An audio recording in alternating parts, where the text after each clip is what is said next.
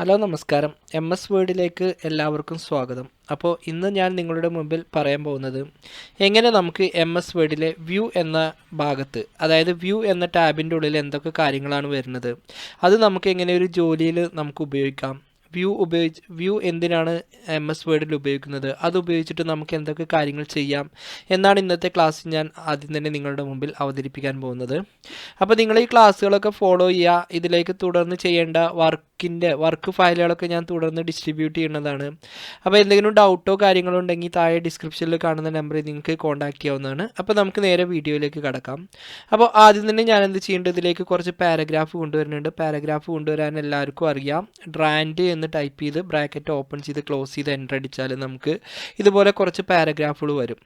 ഇതിൽ ആദ്യം തന്നെ നമ്മളിവിടെ പറയാൻ പോകുന്നത് റീഡ് മോഡ് എന്നാണ്. അപ്പോൾ ഞാൻ ഈ പാരഗ്രാഫ് ഒന്നുകൂടി ഡിലീറ്റ് ചെയ്തിട്ട് കുറച്ചധികം പാരഗ്രാഫ് ആഡ് ചെയ്യുന്നുണ്ട്. എക്സാമ്പിൾ ഒരു 30 പാരഗ്രാഫോളം ഞാനിതിലേക്ക് ആഡ് ചെയ്യുന്നുണ്ട്. ആദ്യം തന്നെ നമുക്ക് എന്ത് ചെയ്യാം, റീഡ് മോഡ് എന്തിനായി ഉപയോഗിക്കുന്നത് നോക്കാം. റീഡ് മോഡ് എന്ന് പറഞ്ഞാൽ നമുക്കൊരു ബുക്കൊക്കെ വായിക്കുന്ന രൂപത്തിൽ ഇതുപോലെ ഒരു ബുക്ക്, അതായത് ഇതൊരു പേജ്, ഇത് വേറൊരു പേജ്, ഇങ്ങനെ ഇത് ഈ ആരോയിൽ ക്ലിക്ക് ചെയ്താൽ നമുക്ക് അടുത്ത പേജിലേക്ക് പോകുന്ന രൂപത്തിൽ ഒരു ബുക്കൊക്കെ കാണുന്ന രൂപത്തിൽ നമുക്ക് ഇതുപോലെ ഡിസ്പ്ലേ ചെയ്യിപ്പിക്കാനാണ് റീഡ് മോഡ് യൂസ് ചെയ്യുന്നത്. ഇനി ഇത് വീണ്ടും നമുക്ക് എന്ത് ചെയ്യാം, പഴയ രൂപത്തിലേക്ക് ആക്കണമെന്നുണ്ടെങ്കിൽ നിങ്ങളെ കീബോർഡിൻ്റെ ഉള്ളിൽ ഏറ്റവും മുകളിലായിട്ട് ഒരു എസ്കേപ്പ് എന്ന് പറഞ്ഞൊരു കീ ഉണ്ട്. അതിൽ പ്രസ് ചെയ്താലും നമുക്ക് എന്ത് ചെയ്യും, അത് വീണ്ടും പഴയ രൂപത്തിലേക്ക് തന്നെ വരും. അപ്പോൾ ഇത്തരത്തിൽ നമ്മൾ സെറ്റ് ചെയ്ത് കൊടുക്കുന്നതിനെയാണ് നമ്മൾ എന്ത് പറയുന്നത്, റീഡ് മോഡ് എന്ന് പറയുന്നത്. പിന്നെ അടുത്ത ടൂളാണ് പ്രിൻ്റ് ലേഔട്ട്. പ്രിൻ്റ് ലേഔട്ട് എന്ന് പറഞ്ഞാൽ നമുക്ക് പ്രത്യേകിച്ച് അതിൽ ക്ലിക്ക് ചെയ്യേണ്ടെന്ന് ആവശ്യം വരുന്നില്ല. കാരണം ഡിഫാൾട്ടായിട്ട് എപ്പോഴും, അതായത് സാധാരണ നമ്മൾ കാണുന്നത് എപ്പോഴും പ്രിൻ്റ് ലേഔട്ടിലായിരിക്കും. അതായത് ഇപ്പോൾ നിങ്ങൾ ഈ സ്ക്രീനിൽ എങ്ങനെയാണോ കാണുന്നത് ആ രൂപത്തിൽ പേജുകൾ കാണുന്നതിനെയാണ് നമ്മൾ എന്ത് പറയുന്നത്, പ്രിൻ്റ് ലേഔട്ട് എന്ന് പറയുന്നത്. ഇനി അടുത്തത് വരുന്നതാണ് വെബ് ലേഔട്ട്. വെബ് ലേഔട്ട് എന്ന് പറഞ്ഞാൽ നമുക്ക് നിങ്ങൾ ഇൻ്റർനെറ്റൊക്കെ യൂസ് ചെയ്യുമ്പോൾ വെബ്സൈറ്റുകളൊക്കെ കണ്ടിട്ടുണ്ടാവും. ഈ വെബ്സൈറ്റിൽ എങ്ങനെയായിരിക്കും, ഒരു പേജിൽ ഇങ്ങനെ നമ്മൾ മൗസിൻ്റെ ആ വീല്, അതായത് സ്ക്രോൾ ബട്ടൺ ഇങ്ങനെ സ്ക്രോൾ ചെയ്യുന്നതിനനുസരിച്ച് നമുക്ക് എന്ത് ചെയ്യും, താഴേക്ക് ഇങ്ങനെ കാണിക്കും. അതിൻ്റെ ഉള്ളിൽ ബ്രേക്കൊന്നും ഉണ്ടാവില്ല. ഇങ്ങനെ ഒരു വെബ് പേജ് കാണുന്ന രൂപത്തിൽ ഈ ഡോക്യുമെൻ്റ് മുഴുവനായിട്ട് നമുക്ക് ഇതുപോലെ ഒറ്റ പേജായിട്ട് കാണിക്കാൻ വേണ്ടിയിട്ടാണ് എന്ത് യൂസ് ചെയ്യുന്നത്, വെബ് ലേഔട്ട് യൂസ് ചെയ്യുന്നത്. വീണ്ടും നമുക്കിത് പഴയ രൂപത്തിലേക്ക് തന്നെ വരണമെന്നുണ്ടെങ്കിൽ, അതായത് ആദ്യം നമ്മൾ ചെയ്ത അതേ രൂപത്തിലേക്ക് തന്നെ വരണമെന്നുണ്ടെങ്കിൽ ഇവിടെ പ്രിൻ്റ് ലേഔട്ട് എന്ന് പറഞ്ഞൊരു ടൂളുണ്ട്. അതിൽ ക്ലിക്ക് ചെയ്താൽ വീണ്ടും അത് പഴയ രൂപത്തിലേക്ക് തന്നെ വരും. പിന്നെ നെക്സ്റ്റ് വരുന്നതാണ് ഔട്ട്ലൈൻ വ്യൂ.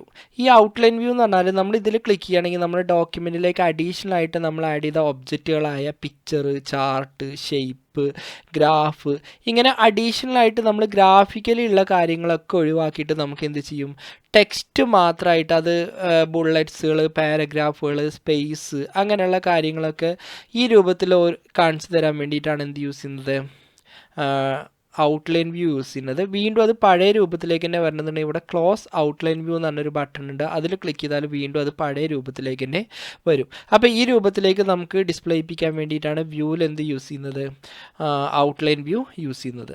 പിന്നെ ഡ്രാഫ്റ്റ് എന്ന് പറഞ്ഞാൽ നേരത്തെ നമ്മൾ പറഞ്ഞ അതേ രൂപത്തിൽ തന്നെ നമുക്ക് ഈ ഡോക്യുമെൻറ്റിൽ ഇതുപോലെ ഇടയിൽ വരുന്ന ഈ സപ്പറേഷൻ, അതായത് ഓരോ പേജ് കഴിയുമ്പോൾ അടുത്ത പേജ് വരുന്ന ഈ രൂപത്തിലുള്ള കാര്യങ്ങളൊക്കെ ഒഴിവാക്കി മുഴുവനായിട്ടും നമുക്കിതുപോലെ ഒറ്റ പേജായിട്ട് കാണിക്കാൻ വേണ്ടിയിട്ടാണ് ഡ്രാഫ്റ്റ് യൂസ് ചെയ്യുന്നത്.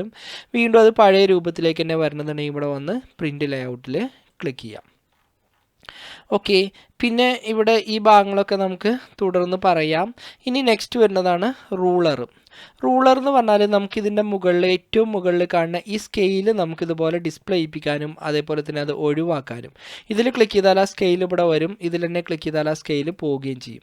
ഈ സ്കെയിൽ എന്തിനാണ് യൂസ് ചെയ്യുന്നത് വെച്ചാൽ, ഇപ്പോൾ എക്സാമ്പിൾ ഈ ഒന്നാമത്തെ പാരഗ്രാഫ് നമുക്ക് കുറച്ച് ഇങ്ങോട്ട് നീക്കണമെന്നുണ്ടെങ്കിൽ അതിൽ ക്ലിക്ക് ചെയ്തിട്ട് നമുക്ക് ഇങ്ങോട്ടോ ലെഫ്റ്റിലേക്കോ റൈറ്റിലേക്കോ ഇതിൻ്റെ ഇൻഡൻ്റ് എത്ര വേണമെങ്കിലും കൊണ്ടുപോകാം. ഇനി നമുക്ക് 2 പാരഗ്രാഫാണ് അങ്ങനെ നീക്കണമെന്നുണ്ടെങ്കിൽ എന്ത് ചെയ്യാം, ആ 2 പാരഗ്രാഫും സെലക്ട് ചെയ്തിട്ട് നമുക്ക് അങ്ങോട്ടോ അതേപോലെ ഇങ്ങോട്ടൊക്കെ നമുക്കിതുപോലെ മൂവ് ചെയ്യിപ്പിക്കാൻ വേണ്ടിയിട്ടുള്ള ആ റൂളർ കൊണ്ടുവരാനും അതേപോലെ തന്നെ ഒഴിവാക്കാനും വേണ്ടിയിട്ടാണ് എന്ത് യൂസ് ചെയ്യുന്നത്, റൂളർ ഉപയോഗിക്കുന്നത്. പിന്നെ നെക്സ്റ്റ് വരുന്നതാണ് ഗ്രിഡ് ലൈൻ. ഗ്രിഡ് ലൈൻ എന്ന് പറഞ്ഞാൽ ഇതിൻ്റെ ഉള്ളിൽ മുഴുവനായിട്ട് ഇതുപോലെ ഓരോ ലൈൻസ് ആയിട്ട് നമുക്കിതുപോലെ ഡിസ്പ്ലേ ചെയ്യിപ്പിക്കാൻ വേണ്ടിയിട്ടാണ് ഗ്രിഡ് ലൈൻ യൂസ് ചെയ്യുന്നത്. വീണ്ടും ഇതിൽ തന്നെ ക്ലിക്ക് ചെയ്താൽ അത് പഴയ രൂപത്തിലേക്ക് തന്നെ വരും. പിന്നെ നെക്സ്റ്റ് വരുന്നതാണ് നാവിഗേഷൻ പാൻ. നാവിഗേഷൻ പാൻ എന്ന് പറഞ്ഞാൽ നമുക്കിവിടെ ഒരു നാവിഗേഷൻ എന്ന് പറഞ്ഞൊരു പേജ്, ഒരു ബോക്സ് ഇവിടെ തുറന്നു വരും. ഇതിൻ്റെ ഉള്ളിൽ നമുക്ക് നമ്മുടെ ഡോക്യുമെൻറ്റിലെ ഹെഡിങ് ഇവിടെ കാണിക്കും. അതേപോലെ ഓരോ പേജുകൾ ഓരോ തംബ്നെയിലായിട്ട്, അതായത് ഓരോ ഇമേജ് ആയിട്ട് നമുക്കിവിടെ കാണിക്കും.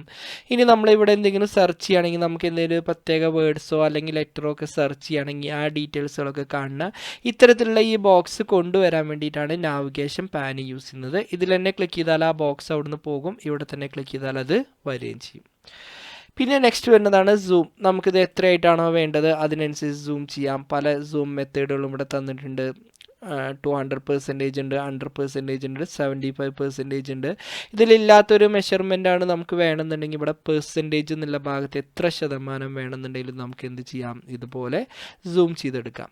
ഇപ്പോൾ ഇത് നമ്മൾ സൂം ചെയ്തെടുത്തു. ഇനി വീണ്ടും നമുക്കത് പഴയ രൂപത്തിലേക്ക് തന്നെ തിരിച്ചു വരണമെന്നുണ്ടെങ്കിൽ ഇവിടെ വന്ന് 100% എന്ന് പറഞ്ഞൊരു ബട്ടൺ ഉണ്ട്, അതിൽ ക്ലിക്ക് ചെയ്താൽ അത് നോർമൽ സ്റ്റൈലിലേക്ക് തന്നെ തിരിച്ചു വരും.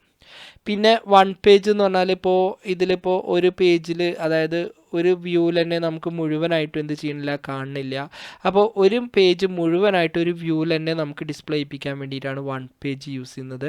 മൾട്ടിപ്പിൾ പേജ് എന്ന് പറഞ്ഞാൽ ഒരു വ്യൂവിൽ തന്നെ ഒന്നിലധികം പേജുകളായിട്ട് നമുക്കിതുപോലെ ഡിസ്പ്ലേ ചെയ്യിപ്പിക്കാൻ വേണ്ടിയിട്ടാണ് മൾട്ടിപ്പിൾ പേജസ് യൂസ് ചെയ്യുന്നത്. പേജ് വിഡ്ത്ത് എന്ന് പറഞ്ഞാൽ നമ്മുടെ സ്ക്രീൻ സൈസിനനുസരിച്ച് സ്ക്രീനിൻ്റെ, അതായത് ഇതിൻ്റെ സൂം അങ്ങനെയുള്ള കാര്യങ്ങളൊന്നും നോക്കേണ്ട. നിങ്ങളെ സ്ക്രീനിൽ എത്രയാണോ സൈസ് അതിനനുസരിച്ച് ഡോക്യുമെൻറ്റിൻ്റെ വിഡ്ത്ത് നമുക്ക് കൂട്ടിക്കൊണ്ടുവരാൻ വേണ്ടിയിട്ടാണ് പേജ് വിഡ്ത്ത് യൂസ് ചെയ്യുന്നത്. ഇനി ഒരളവും വേണ്ട, നമുക്കത് പഴയ രൂപത്തിൽ ആദ്യം ഉണ്ടായിരുന്ന രൂപത്തിലേക്ക് തന്നെ നമുക്ക് തിരിച്ചു വരണമെന്നുണ്ടെങ്കിൽ അതിനാണ് നമ്മൾ എന്ത് യൂസ് ചെയ്യുന്നത്, 100% യൂസ് ചെയ്യുന്നത്. ഓക്കെ, ഇനി നെക്സ്റ്റ് വരുന്നതാണ് ന്യൂ വിൻഡോ. ന്യൂ വിൻഡോ എന്ന് പറഞ്ഞാൽ ഈ ഡോക്യുമെൻറ്റിൻ്റെ ഉള്ളിൽ നമ്മൾ എന്തൊക്കെ കാര്യങ്ങളാണോ ആഡ് ചെയ്തിട്ടുള്ളത് ഇതെല്ലാം അടങ്ങിയ ഇതിനെ പോലെ തന്നെ പുതിയൊരു പേജ് കൂടി നമുക്കിതുപോലെ ഓപ്പൺ ചെയ്ത് വരാൻ വേണ്ടിയിട്ടാണ് ന്യൂ വിൻഡോ ഉപയോഗിക്കുന്നത്. ഓൾറെഡി ഇപ്പോൾ നമ്മൾ ഇതിൻ്റെ ഉള്ളിൽ എന്തൊക്കെ കാര്യങ്ങളാണോ കൊടുത്തത് അതൊക്കെ അടങ്ങി ഇതിനെപ്പോലെ തന്നെ ഇവിടെ പുതിയൊരു പേജ് കൂടി നമുക്ക് എന്ത് ചെയ്യും, ഓപ്പൺ ചെയ്ത് വരും. ഇങ്ങനെ ഒരേ സമയം തന്നെ സ്ക്രീനിൽ ഒന്നിലധികം പേജുകൾ നമുക്കിതുപോലെ ഓപ്പൺ ചെയ്ത് വരാൻ വേണ്ടിയിട്ടാണ് ന്യൂ വിൻഡോ യൂസ് ചെയ്യുന്നത്. അറേഞ്ച് ആളെന്ന് പറഞ്ഞാൽ ഇങ്ങനെ ഓപ്പൺ ചെയ്ത് വെച്ച പേജ്, ഇപ്പോൾ നമ്മളിവിടെ 2 പേജുകൾ ഓപ്പൺ ചെയ്തിട്ടുണ്ട്. ഈ പേജുകൾ നമുക്ക് ഒന്നിലധികം പേജ്, എത്ര പേജുകൾ വേണമെങ്കിലും ഓപ്പൺ ചെയ്യാം. ഇങ്ങനെ ഓപ്പൺ ചെയ്ത പേജുകൾ നമുക്കിതുപോലെ 1 by 1 ആയിട്ട് ഒരു സ്ക്രീനിൽ തന്നെ നമുക്കിതുപോലെ ഡിസ്പ്ലേ ചെയ്യിപ്പിക്കാൻ വേണ്ടിയിട്ടാണ് എന്ത് യൂസ് ചെയ്യുന്നത്, അറേഞ്ച് ആൾ യൂസ് ചെയ്യുന്നത്. പിന്നെ സ്പ്ലിറ്റ് എന്ന് പറഞ്ഞാൽ ഈ പേജ് എവിടെ വെച്ചിട്ടാണോ നമുക്ക് സ്പ്ലിറ്റ് ചെയ്യേണ്ടത് അവിടെ ജസ്റ്റ് ക്ലിക്ക് ചെയ്യുക, എന്നിട്ട് സ്പ്ലിറ്റിൽ ക്ലിക്ക് ചെയ്താൽ ഈ പേജിനെ നമുക്കിതുപോലെ എന്ത് ചെയ്യാം, 2 ഭാഗമായിട്ട് സ്പ്ലിറ്റ് ചെയ്യുക. ഈ പേജിനെ നമുക്കിതുപോലെ 2 ഭാഗമായിട്ട് സ്പ്ലിറ്റ് ചെയ്യാൻ വേണ്ടിയിട്ടാണ് സ്പ്ലിറ്റ് പേജ് യൂസ് ചെയ്യുന്നത്. ഇനി ആ സ്പ്ലിറ്റേഷൻ ഒഴിവാക്കണമെന്നുണ്ടെങ്കിൽ നമുക്കിവിടെ വന്ന് എന്ത് ചെയ്യാം, റിമൂവ് സ്പ്ലിറ്റ് യൂസ് ചെയ്യുന്നത്, റിമൂവ് സ്പ്ലിറ്റ് ഉപയോഗിക്കാം. അപ്പോൾ ഈ സ്പ്ലിറ്റൊക്കെ എന്തിനാണ് യൂസ് ചെയ്യുന്നത് വെച്ചാൽ, ഇപ്പോൾ നമുക്ക് ഈ ഡോക്യുമെൻറ്റിൻ്റെ ഈ ഫസ്റ്റ് പാരഗ്രാഫ് നോക്കിയിട്ട് ഇതിൻ്റെ ഉള്ളിൽ എന്തെങ്കിലും വെരിഫൈ ചെയ്യണമെന്നുണ്ടെങ്കിൽ അതെല്ലാം നമുക്കിതുപോലെ ഓരോ ഭാഗം, ഏതെങ്കിലും ഒരു ഭാഗം നമുക്കവിടെ സ്റ്റക്കാക്കി വെച്ചിട്ട് നമുക്ക് അതിൻ്റെ താഴെയുള്ള ഭാഗങ്ങൾ ഇങ്ങനെ സ്ക്രോൾ ചെയ്യാൻ വേണ്ടിയിട്ടാണ് നമ്മൾ എന്ത് യൂസ് ചെയ്യുന്നത്, സ്പ്ലിറ്റ് യൂസ് ചെയ്യുന്നത്. ആ സ്പ്ലിറ്റേഷൻ ഒഴിവാക്കണമെന്നുണ്ടെങ്കിൽ നമുക്ക് റിമൂവ് സ്പ്ലിറ്റ് കൊടുക്കാം. പിന്നെ നേരത്തെ നമ്മൾ പറഞ്ഞു ന്യൂ വിൻഡോ എന്ന് പറഞ്ഞാൽ നമുക്ക് പുതിയൊരു പേജ് തുറന്നു വരാൻ വേണ്ടിയിട്ടാണ് ന്യൂ വിൻഡോ ഉപയോഗിക്കുന്നത്. അതായത് ആൾറെഡി നമ്മളൊരു പേജ് ക്രിയേറ്റ് ചെയ്തിട്ടുണ്ട്, ഇതിനെപ്പോലെ തന്നെ പുതിയൊരു പേജ് കൂടി നമുക്ക് ഓപ്പൺ ചെയ്ത് വരാൻ വേണ്ടിയിട്ടാണ് ന്യൂ വിൻഡോ ഉപയോഗിക്കുന്നത്. ഇങ്ങനെ ഓപ്പൺ ചെയ്ത ഒരു പേജിൽ നിന്ന് നമുക്ക് മറ്റൊരു പേജിലേക്ക് ഇങ്ങനെ മാറിപ്പോകാൻ വേണ്ടിയിട്ടാണ് സ്വിച്ച് വിൻഡോ ഉപയോഗിക്കുന്നത്. ഓൾറെഡി നമ്മളൊരു പേജ് ഓപ്പൺ ചെയ്തിട്ടുണ്ട്, അതിന്ന് ഒരു പേജിൽ നിന്ന് നമുക്ക് മറ്റൊരു പേജിലേക്ക് ഇങ്ങനെ മാറിപ്പോകാൻ വേണ്ടിയിട്ടാണ് സ്വിച്ച് വിൻഡോ യൂസ് ചെയ്യുന്നത്. ഓക്കെ, അപ്പോൾ ഇത്രയാണ് വ്യൂവിൽ വരുന്ന ഇമ്പോർട്ടൻ്റ് ആയിട്ടുള്ള ടൂളുകൾ. ഇനി ഒരു ടൂൾ കൂടി വരുന്നുണ്ട്, അതാണ് മാക്രോ. മാക്രോ എന്ന് പറയുന്നത് നമുക്ക് ഇൻ്റർവ്യൂവിലൊക്കെ ചോദിക്കുന്ന ഒരു ഇമ്പോർട്ടൻ്റ് ആയിട്ടുള്ള ഒരു ക്വസ്റ്റ്യനാണ്, വാട്ട് ഈസ് മാക്രോ എന്ന്. മാക്രോ എന്തെന്ന് വെച്ചാൽ നമ്മൾ റിപ്പീറ്റ് ചെയ്ത് വരുന്ന കാര്യങ്ങളൊക്കെ നമുക്ക് റെക്കോർഡ് ചെയ്തിട്ട് ആവശ്യമുള്ളപ്പോൾ അത് ഉപയോഗിക്കാൻ വേണ്ടിയിട്ടാണ് നമ്മൾ എന്ത് യൂസ് ചെയ്യുന്നത്, മാക്രോ ഉപയോഗിക്കുന്നത്. അതായത് ഒരേ കാര്യം തന്നെ നമുക്ക് ഡോക്യുമെൻറ്റിൻ്റെ ഉള്ളിൽ പല സമയങ്ങളിലായിട്ട് നമുക്ക് ഉപയോഗിക്കേണ്ടതായിട്ട് വരും. എക്സാമ്പിൾ നമ്മുടെ കമ്പനീൻ്റെ അഡ്രസ്സ്, അതല്ലെങ്കിൽ ഏതെങ്കിലും ഒരു ആപ്ലിക്കേഷൻ ഫോമിൻ്റെ ഡീറ്റെയിൽസ്, അതല്ലെങ്കിൽ ഒരു പർട്ടിക്കുലർ ഡാറ്റ, ഇത് പല തവണകളിലായിട്ട് നമ്മുടെ ഡോക്യുമെൻറ്റിലേക്ക് ഇങ്ങനെ ഇൻസേർട്ട് ചെയ്യേണ്ടി വരും. അപ്പോൾ ഓരോ തവണ നമുക്കിതിങ്ങനെ ടൈപ്പ് ചെയ്ത് കൊടുക്കുന്നതിന് പകരം നമുക്ക് എന്ത് ചെയ്യാം, ഇതൊരു മാക്രോ ആയിട്ട് റെക്കോർഡ് ചെയ്ത് വെക്കാം. അതായത് ആ ഡാറ്റാസുകളൊക്കെ നമുക്ക് എന്ത് ചെയ്യാം, ടൈപ്പ് ചെയ്ത് ഒരു ഷോർട്ട് കട്ട് കീൻ്റെ കീഴിൽ എന്ത് ചെയ്യാം, നേരത്തെ തന്നെ സെറ്റ് ചെയ്ത് വെക്കാം. പിന്നീട് നമുക്ക് എപ്പോഴെങ്കിലും ആ റെക്കോർഡ് ചെയ്ത കാര്യം ആവശ്യം വരികയാണെങ്കിൽ നമ്മൾ എന്ത് ചെയ്താൽ മതി, ജസ്റ്റ് ആ മാക്രോയിലുള്ള നമ്മൾ അപ്ലൈ ചെയ്ത് കൊടുത്തിരുന്ന ആ ഷോർട്ട് കട്ട് കീ ഒന്ന് ചേർത്ത് കൊടുത്താൽ മതി, അത് നമുക്ക് ഡിസ്പ്ലേ ചെയ്യിപ്പിക്കും. അപ്പോൾ നമുക്ക് എന്ത് ചെയ്യാം, എങ്ങനെയാണ് മാക്രോ ഉപയോഗിക്കുന്നതെന്ന് നോക്കാം. അപ്പോൾ മാക്രോ ഉപയോഗിക്കാൻ വേണ്ടിയിട്ട് മാക്രോയിൽ പോവുക. ദെൻ ഇവിടെ വന്ന് റെക്കോർഡ് മാക്രോ എന്ന് പറഞ്ഞൊരു ഓപ്ഷൻ ഉണ്ട്, അതിൽ ക്ലിക്ക് ചെയ്യാം. ഇവിടെ വന്ന് ബട്ടൺ എന്ന് പറഞ്ഞൊരു ഓപ്ഷൻ ഉണ്ട്. ഈ ബട്ടൺ ചേർത്ത് കൊടുക്കുകയാണെങ്കിൽ ഏറ്റവും മുകളിൽ ഈ സ്റ്റാറ്റസ് ഇവിടെ എന്താ പറയുക, ക്വിക്ക് ആക്സസ് ബാറിൽ നമുക്ക് എന്ത് ചെയ്യാം, ഇതിനെ ആഡ് ചെയ്ത് കൊടുക്കാം. ഞാനിപ്പോൾ ബട്ടൺ ഉപയോഗിക്കുന്നില്ല, ഞാനിവിടെ കീബോർഡാണ് യൂസ് ചെയ്യുന്നത്. അപ്പോൾ ജസ്റ്റ് കീബോർഡിൽ ക്ലിക്ക് ചെയ്തു, ഒരു ഷോർട്ട് കട്ട് കീ കൊടുക്കുക, ഇഷ്ടമുള്ള ഷോർട്ട് കട്ട് കീ കൊടുക്കുക. കൺട്രോളോ ആൾട്ടോ ഉപയോഗിച്ചിട്ട് ഏത് വേണമെങ്കിലും കൊടുക്കാം. ഞാനിവിടെ കൊടുക്കുന്നത് Ctrl+Q ആണ്. ഇതന്നെ ആവണമെന്നില്ല, നിങ്ങളെ ചോയ്സിനനുസരിച്ച് എത്രണ്ണം വേണമെങ്കിലും കൊടുക്കാം. അതേപോലെ ഏത് രൂപത്തിൽ കൺട്രോളോ അല്ലെങ്കിൽ ആൾട്ടോ ഉപയോഗിച്ചിട്ട് ചേർത്ത് കൊടുക്കാവുന്നതാണ്. ഇവിടെ അസൈൻ എന്നൊരു ബട്ടൺ ഉണ്ട്, അതിൽ ക്ലിക്ക് ചെയ്യുക, എന്നിട്ട് ഇവിടെ വന്ന് ക്ലോസ് ചെയ്യാം.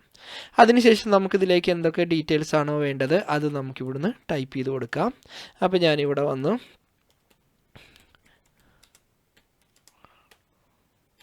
ഞാനിവിടെ ജസ്റ്റ്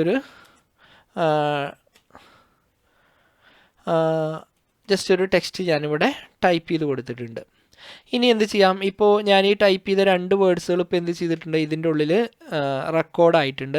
ഇനി ഇങ്ങനെ എന്തൊക്കെ കാര്യങ്ങൾ വേണോ അതെല്ലാം നമുക്ക് എന്ത് ചെയ്യാം, ഇവിടെ ചേർത്ത് കൊടുക്കുക. ഈ ചെയ്യുന്ന കാര്യങ്ങളൊക്കെ ഇപ്പോൾ എന്താണ്, ഇതിൻ്റെ ഉള്ളിൽ റെക്കോർഡാണ്. ഇങ്ങനെ റെക്കോർഡ് കംപ്ലീറ്റ് ആയി കഴിഞ്ഞാൽ നമ്മൾ എന്ത് ചെയ്യാം, ഇവിടെ വന്ന് ഈ റെക്കോർഡ് ഓൺ ആണെങ്കിൽ ഈ മൗസ് പോയിൻ്ററിൻ്റെ കൂടെ ഒരു പ്രത്യേക സിമ്പിൾ നമുക്കിവിടെ ഡിസ്പ്ലേ ചെയ്ത് വരും. ഇത്രയും ചെയ്തതിന് ശേഷം നമ്മളിവിടെ വന്ന് എന്ത് ചെയ്യാം, സ്റ്റോപ്പ് റെക്കോർഡിംഗ് എന്ന് പറഞ്ഞൊരു ഓപ്ഷൻ ഉണ്ട്, അതിൽ ക്ലിക്ക് ചെയ്ത് സ്റ്റോപ്പ് ചെയ്യാം. അപ്പോൾ ഈ റെക്കോർഡിംഗ് ഇവിടെ വെച്ച് അവസാനിപ്പിച്ചു. ഇനി നമുക്ക് എപ്പോഴെങ്കിലും ഇതിനെക്കുറിച്ച് ഇത് നമ്മുടെ ഡോക്യുമെൻറ്റിലേക്ക് ആഡ് ചെയ്യണമെന്നുണ്ടെങ്കിൽ നമ്മൾ ആഡ് ചെയ്ത ഷോർട്ട് കട്ട് കീ കൊടുത്താൽ അത് നമുക്കൊന്നും ചെയ്യേണ്ട ആവശ്യമില്ല, അതങ്ങനെ നമുക്ക് എത്ര തവണ വേണമെങ്കിലും ഉപയോഗിക്കാം. ഇങ്ങനെ ഒരേ കാര്യം തന്നെ ഇപ്പോൾ ഞാൻ ഒരു ഡാറ്റാസ് മാത്രമാണ് ഇവിടെ എൻ്റർ ചെയ്തത്. നിങ്ങൾക്ക് ഇതുപോലെ പല കാര്യങ്ങളും പല ഷോർട്ട് കട്ട് കീൻ്റെ കൂടെ ചേർത്ത് കൊടുത്ത് നിങ്ങൾക്ക് വീണ്ടും വീണ്ടും ഡോക്യുമെൻറ്റിൽ ഉപയോഗിക്കാവുന്നതാണ്. പിന്നെ നെക്സ്റ്റ് വരുന്നതാണ് പ്രോപ്പർട്ടീസ്. പ്രോപ്പർട്ടീസ് എന്ന് പറഞ്ഞാൽ നമ്മൾ ഈ ഡോക്യുമെൻറ്റിനെ കുറിച്ചുള്ള മുഴുവൻ വിവരങ്ങളും, അതായത് size, page, words, total editing time, title, അങ്ങനെ ഈ ഡോക്യുമെൻറ്റുമായിട്ട് ബന്ധപ്പെട്ട എല്ലാ ഡീറ്റെയിൽസും നമുക്കൊന്ന് ജസ്റ്റ് ഒന്ന് ഡിസ്പ്ലേ ചെയ്യിപ്പിക്കാൻ വേണ്ടിയിട്ടാണ് പ്രോപ്പർട്ടീസ് ഉപയോഗിക്കുന്നത്. അപ്പോൾ ഇത്രയാണ് നമ്മൾ പ്രധാനമായിട്ടും വ്യൂവിൽ വരുന്ന ടൂളുകൾ. വ്യൂ അത്ര ഇമ്പോർട്ടൻ്റ് ആയിട്ടുള്ളൊരു ടൂളൊന്നുമല്ല, നമുക്ക് പല കാര്യങ്ങളും ചെയ്യുമ്പോൾ അതിൽ നമുക്ക് ഡോക്യുമെൻറ്റിൽ എങ്ങനെയാണ് ചെയ്തു എന്നത് കാണാനൊന്ന് വിസിബിൾ ചെയ്യിപ്പിക്കാൻ വേണ്ടി മാത്രം ഉപയോഗിക്കാവുന്നൊരു ടൂളാണ്. അപ്പോൾ ഇന്ന് പറഞ്ഞ എല്ലാ കാര്യങ്ങളും നിങ്ങൾക്ക് മനസ്സിലായെന്ന് വിചാരിക്കുന്നു. എന്തെങ്കിലും ഡൗട്ടോ അല്ലെങ്കിൽ കൂടുതലായിട്ട് ഈ വീഡിയോയെക്കുറിച്ച് എന്തെങ്കിലും അറിയണമെന്നുണ്ടെങ്കിൽ താഴെ ഡിസ്ക്രിപ്ഷനിൽ കാണുന്ന നമ്പറിൽ നിങ്ങൾക്ക് കോൺടാക്റ്റ് ചെയ്യാവുന്നതാണ്. മാക്സിമം വാട്സപ്പുമായി മാത്രം കോൺടാക്റ്റ് ചെയ്യാൻ ശ്രമിക്കുക. അപ്പോൾ അടുത്തൊരു വീഡിയോയുമായിട്ട് നമുക്ക് വീണ്ടും കാണാം.